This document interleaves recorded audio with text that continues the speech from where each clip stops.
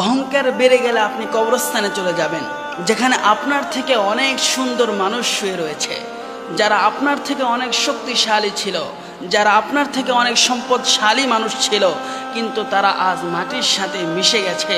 তারা এই দুনিয়ার বুকে বেঁচে নেই। তাদের দাপট এমন ছিল পুরো এলাকা জুড়ে থরথর হয়ে কাঁপত, কিন্তু তারা আজ এই দুনিয়ার বুকে বেঁচে নেই। সুতরাং অহংকার করবেন না। আজ হয়তো আপনি সম্পদের জন্য অহংকার করছেন, আজ হয়তো আপনার টাকা পয়সার জন্য অহংকার করছেন, আজ হয়তো আপনার সুন্দর বাড়ির জন্য অহংকার করছেন, বড় বড় অট্টালিকার জন্য অহংকার করছেন।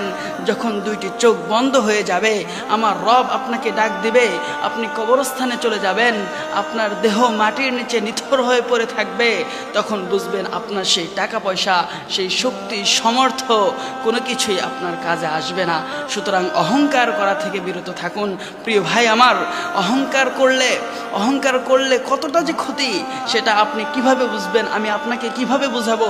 আপনাদেরকে আমি একটা কথাই বলে দিতে চাই যে অহংকার হলো আল্লাহ রাব্বুল আলামিনের চাদর। হাদিসে এসেছে অহংকার হলো আল্লাহ তাআলার চাদর। সুতরাং আল্লাহ তাআলার চাদর নিয়ে একজন বান্দা যদি সবসময় টানাটানি করে, তাহলে সেটা কখনোই সমীচীন নয়, সেটা উচিত নয়। একজন মাখলুক তার খালেকের সেই চাদর নিয়ে কিভাবে সে টানাটানি করবে? সুতরাং আমরা কেউ অহংকার করব না।